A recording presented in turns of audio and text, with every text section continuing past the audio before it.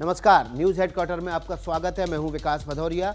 अगले आधे घंटे में हम आपको देश दुनिया की वो तमाम खबरें 1 मिनट के भीतर दिखाएंगे जिनको आप जानना चाहते हैं या जिसमें आपकी दिलचस्पी है। सबसे पहले खबर राजस्थान के दौसा से है, उसका रुख कर लेते हैं। राजस्थान के दौसा में बोरवेल में गिरे बच्चे के 5 साल के बच्चे को बचाने के लिए रेस्क्यू ऑपरेशन तेजी से जारी है। सोमवार दोपहर को ये बच्चा खेलते समय बोरवेल में गिर गया था।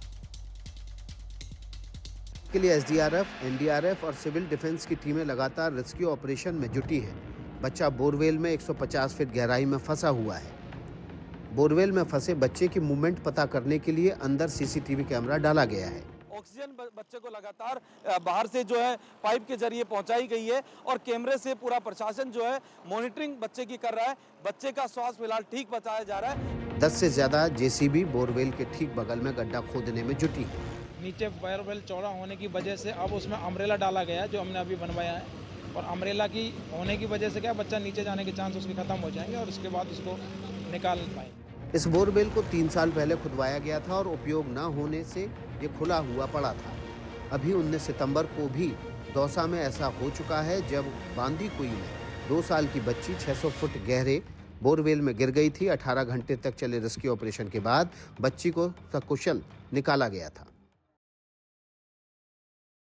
अब यूपी का रुख कर लेते हैं। यूपी के हाथरस में भीषण सड़क हादसा हुआ। इस हादसे ने कई परिवार उजड़ गए हैं। ये हादसा इतना भयंकर था कि इसमें 7 लोगों की मौत हो गई, जबकि कई लोग घायल हो गए। बताया जा रहा है कि सिकंदराऊ रोड पर जैतपुर गांव के पास दोपहर करीब 2 बजे सवारियों से भरी मैक्स पिकअप और एक कंटेनर के बीच आमने सामने की भिड़ंत हो गई। हादसा इतना बीभत्स था कि पिकअप में सवार लोग उछलकर सड़क पर आ गिरे। मैक्स पिकअप बुरी तरह से बर्बाद हो गई। हादसे की सूचना पर पुलिस मौके पर पहुंची। घायलों को एम्बुलेंस से जिला अस्पताल पहुंचाया गया।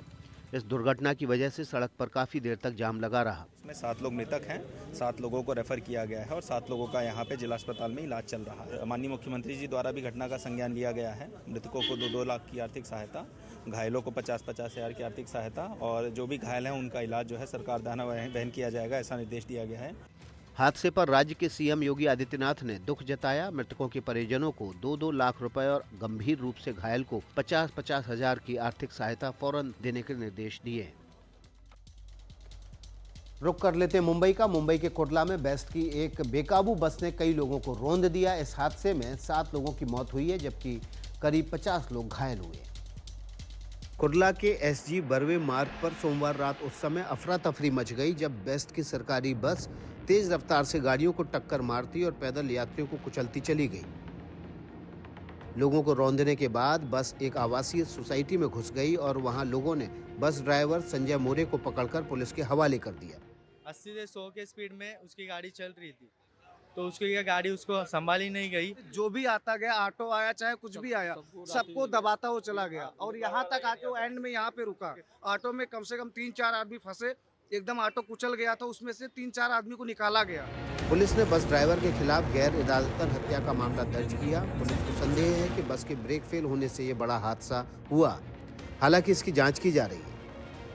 वहीं महाराष्ट्र के मुख्यमंत्री देवेंद्र फडणवीस ने हादसे में मारे गए लोगों के परिजनों को 5-5 लाख रुपए मुआवजे का ऐलान किया है। साथ ही घायलों का सरकारी खर्चे पर इलाज कराने की बात कही है। रुक कर लेते हैं गुरुग्राम का। गुरुग्राम में एक पब में के बाहर धमाका हुआ है। बताया जा रहा है कि 2 देसी बम फेंके गए थे। एनआईए इस मामले की जांच कर रही है। तस्वीरें मंगलवार सुबह करीब 5:30 बजे की हैं। धमाका होता है और धुआं फैल जाता है। गुरुग्राम में मंगलवार सुबह करीब 5:30 बजे सेक्टर 29 में एक पब बार के बाहर 2 देसी बम फेंके गए। बम धमाके में एक स्कूटर और क्लब के बोर्ड को नुकसान पहुंचा है।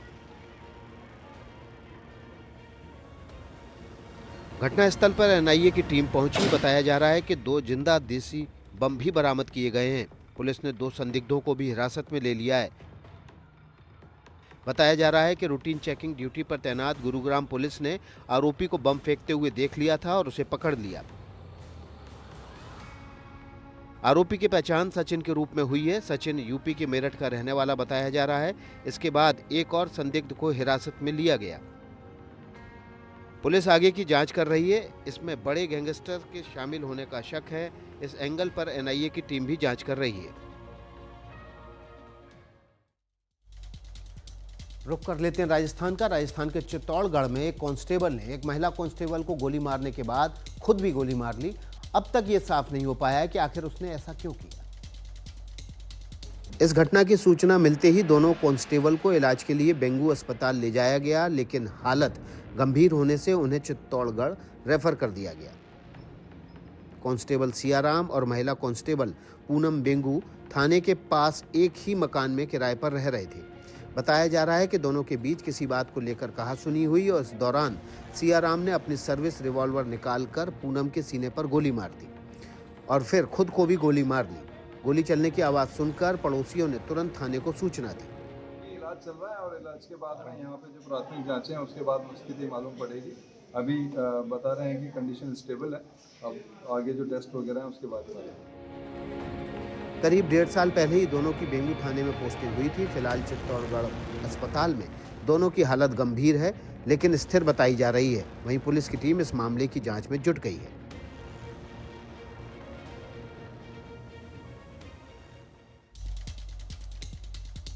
न्यूज हेडक्वार्टर्स में ये भी खबर राजस्थान से है। राजस्थान के बालोतरा में गाड़ी हटाने को लेकर विवाद इतना बढ़ा कि एक शख्स ने दूसरे को चाकू मार दिया।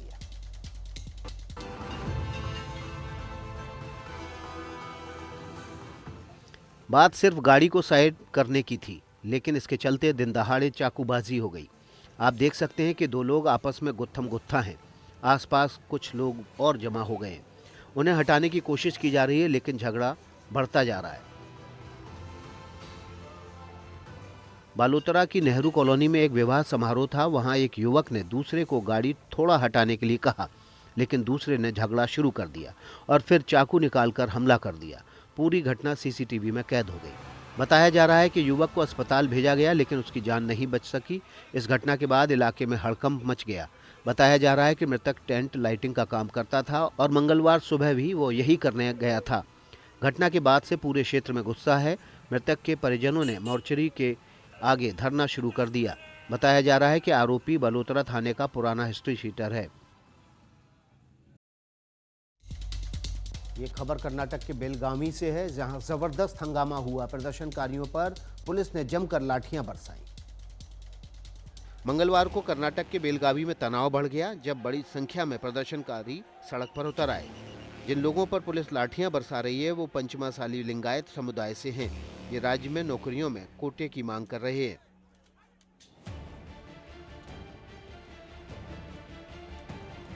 इन्हें रोकने के लिए भारी संख्या में पुलिस बल तैनात किया जा रहा था। बताया जा रहा है कि प्रदर्शनकारियों ने पुलिस पर पत्थर बरसाने शुरू कर दिए, जिसके बाद पुलिस ने भी लाठियां बरसाना शुरू कर दी।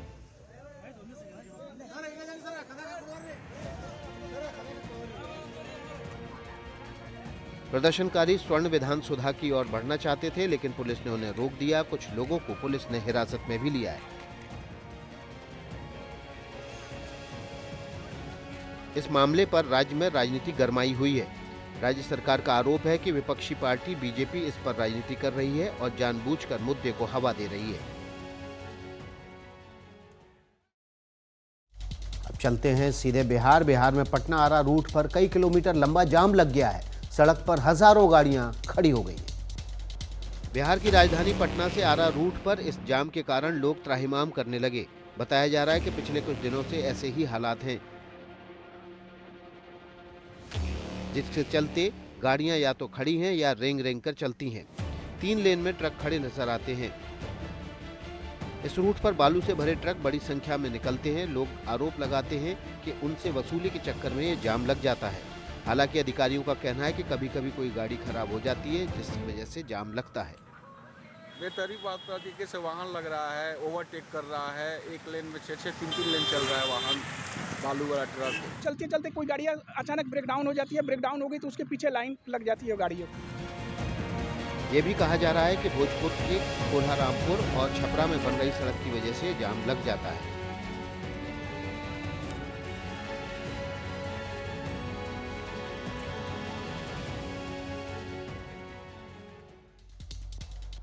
ये खबर मध्य प्रदेश के दमोह से है। यात्रियों से भरा एक ऑटो तेज रफ्तार से आता है, अपना कंट्रोल खोता है और अचानक पलट जाता है। तस्वीरें मध्य प्रदेश के दमोह से आई हैं। फुल स्पीड में ये ऑटो सड़क पर दौड़ रहा है। अचानक ये बैलेंस खोता है और पलट जाता है। सीसीटीवी में घटना कैद हो गई और वीडियो वायरल हो गया। ये मामला शहर के सागर नाका पुलिस चौकी के सामने का है। ऑटो में स्कूली बच्चे थे, कई बच्चों को चोटें आई हैं। ये भी सामने आया कि ऑटो पर नंबर नहीं था। पुलिस ने ऑटो जब्त कर लिया है। प्रशासन इस तरह के सड़क हादसों को लेकर आगे की कार्रवाई की बात कर रहा है। हमारे यहाँ पर सड़क दुर्घटनाओं का ग्राफ तेजी से बढ़ रहा है और ये बहुत ही चिंताजनक विषय है। आज भी और कल रात को भी 2 घटनाएं हुई। हम लोग सांसद जी की अध्यक्षता में एक बड़ी कमेटी होती है सड़क सुरक्षा के संबंध में। इस तरह की घटनाएं बेहद चिंताजनक हैं। स्कूली बच्चों को लाने ले जाने वाले ऑटो भी क्षमता से ज़्यादा सवारियां भर लेते हैं। नियम के बावजूद उनका पालन नहीं होता है।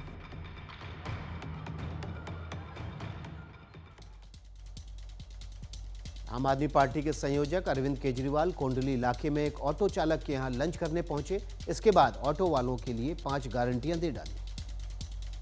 दिल्ली के पूर्व सीएम अरविंद केजरीवाल ने एक ऑटो रिक्शा ड्राइवर नवनीत के यहां भोजन किया। उनकी पत्नी सुनीता केजरीवाल भी उनके साथ थीं।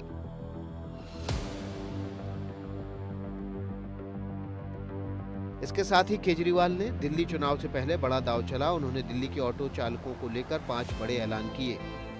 ऑटो वालों का 10 लाख तक का इंश्योरेंस, ऑटो ड्राइवर की बेटी की शादी में 1 लाख की सहायता, ऑटो वालों की वर्दी के लिए 1 साल में 2 बार 2500 रुपए, ऑटो वालों के बच्चों की कोचिंग का खर्चा सरकार उठाएगी और पूछो ऐप फिर से चालू किया जाएगा। एक ऑटो वाला दिन में 10-15 सवारी करता है, तो 10-15 लोगों को तो कन्विंस कर सकता है कि भाई आम आदमी पार्टी अच्छी पार्टी है, इसको वोट दीजिए। तो हर ऑटो वाला जो है आज से ही लग जाएगा हर सवारी को बताने के लिए। अगले साल फरवरी में दिल्ली सरकार का कार्यकाल खत्म होने वाला है। इससे पहले दिल्ली में विधानसभा चुनाव का ऐलान हो सकता है। वहीं संसद का रुख कर लेते हैं। संसद के दोनों सदनों में गतिरोध बरकरार है। एक और दिन संसद की कार्रवाई हंगामे की भेंट चढ़ गई है। हंगामे के कारण लोकसभा और राज्यसभा की कार्रवाई को कल तक के लिए स्थगित कर दिया गया। बीजेपी अध्यक्ष जेपी नड्डा ने सदन में जॉर्ज सोरोस के मुद्दे को लेकर कांग्रेस पर जमकर हमला बोला। कांग्रेस पार्टी का ऐसी संस्था को कोर्ट चेयर करना कांग्रेस की नेतृत्व के द्वारा यह बताता है कि यह देश में की आंतरिक सुरक्षा और देश की बाह्य सुरक्षा के लिए बहुत बड़ा खतरा है। लोकसभा में लगातार हो रहे हंगामे के चलते अध्यक्ष ओम बिरला ने पक्ष और विपक्ष दोनों से अपील की है कि सदन की गरिमा और मर्यादा बनाकर रखें। सरकार जानबूझ के हाउस को चला नहीं रही है या फिर इनसे चल ही नहीं रहा है, मतलब इन काबिल नहीं है ये हाउस को चलाने के। वहीं कांग्रेस सांसद प्रियंका गांधी ने सरकार पर संसद न चलने देने का आरोप लगाया है। बड़ा सवाल यह है कि इस तरह के हंगामे के बीच संसद में आखिर काम कब होगा और जनता से जुड़े मुद्दों का क्या होगा।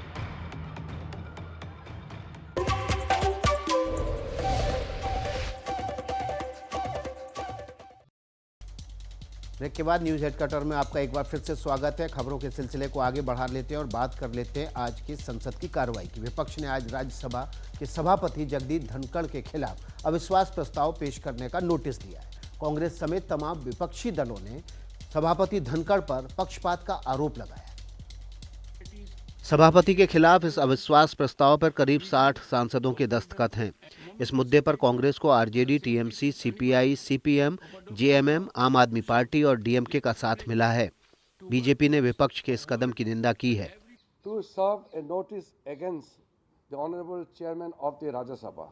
वहीं विपक्ष ने सभापति जगदीप धनखड़ पर पक्षपात का आरोप लगाते हुए कहा कि इसके अलावा कोई विकल्प नहीं बचा था। हमारा अधिकार है नो कॉन्फिडेंस मोशन मूव करना। राज्यसभा के सभापति के खिलाफ संविधान के अनुच्छेद 67B के तहत अविश्वास प्रस्ताव लाया जाता है। इसके तहत अविश्वास प्रस्ताव का न सिर्फ राज्यसभा में बहुमत से पास होना जरूरी है, बल्कि लोकसभा की भी सहमति चाहिए। बीजेडी ने खुद को इस प्रस्ताव से अलग कर लिया है। सदन के गणित के मुताबिक सत्ता पक्ष के पास बहुमत है। ऐसे में इस प्रस्ताव का पारित होना मुश्किल है।